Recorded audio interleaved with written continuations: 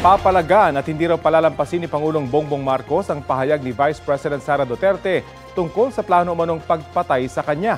Balita hatid ni Ivan Mayrina. Nausap na ako na tao. Sinabi ko sa kanya, kapag pinatay ako, patayin mo si BBM, si Lisa Araneta at si Martin Romualdez. No joke.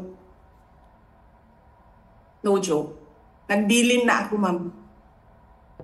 Pag namatay ako, sabi ko, huwag ka tumigil hanggang hindi mo mapatay sila. And then he said yes. 2 araw matapos ang pagbabantang yan ni Vice President Sara Duterte, giit ni Pangulong Bongbong Marcos. Kung ganun na lang kadali ang pagplano sa pagpatay ng isang presidente, paano pa kaya ang mga pangkaraniwan na mamamayan? Yung ganyang kriminal na pagtatangka ay hindi dapat pinapalampas. Yan ay aking papalagan.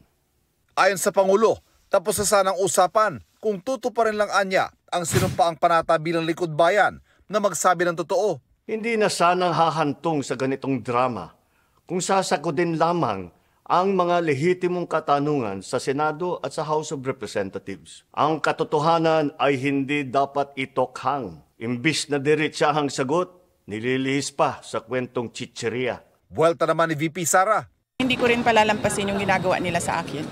May inungkat pa siya sa pagpalag ng Pangulo sa kanyang mga pahayag. Pumalag nga yung buong bayan nung pinatay ng pamilya nila si Benigno Aquino Jr. Sa naunang pahayag, sinabi ni VP Sara na maliciously taken out of context ang kanyang mga pahayag na itunuring na raw na national security concern ng National Security Council o NSC. Hinamon din niya ang NSC na bigyan siya ng kopya ng notice, listahan ng attendees, mga litrato at notarized minutes ng pagpupulong kung saan nagkasundo ang NSC na ituring na national security concern ang kanyang mga pahayag. Nagsabi ang NSC ng national security concern ang threat sa president, pero apparently they really do not consider the threat to the vice president as anything of a concern. What kind of country is this? Hindi ba kaparte ng gobyerno ang vice president? Hindi ba ako binoto ng mga tao? Hindi ba ako ang vice president ng buong Pilipinas, ng lahat ng mga Pilipino? Sabi ng bise, hindi na siya umaasang magiging pata sa kanila ang gobyerno. This is clear political harassment. This is clear political persecution. Pag-threat sa'yo, baliwala. Pag-threat sa kanila, national security. Saan ka? Bilang tugon sa itinuturing nilang seryosong banta sa buhay ng Pangulo, dinoble na ng Presidential Security Command ang kanilang seguridad. Naka-red alert daw sila simula nitong Sabado at maghihigpit sa pagbabantay sa Pangulo sa mga susunod na araw. Ang opisyal ng Department of Justice tinawag na self-confessed mastermind ang bise at sinabing gagamitin ang buong pwersa ng gobyerno para matukoy ang kinausap daw niyang assassin.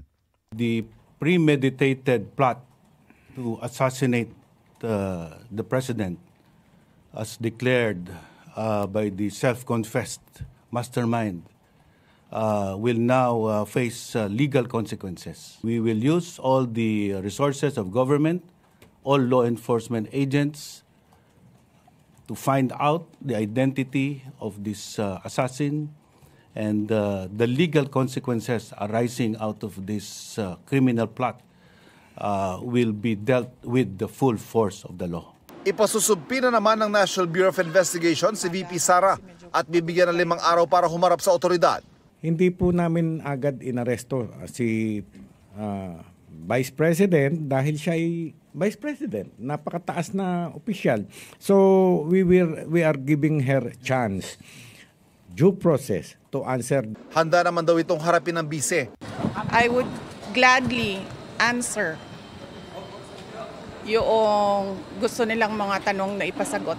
Pero dapat sumagot din sila sa mga tanong ko sa kanila. Mag-uusap na lang kami doon pag nandiyan na yung subpoena. Pinapreserve na rin ng NBI sa Meta ang video bilang ebidensya.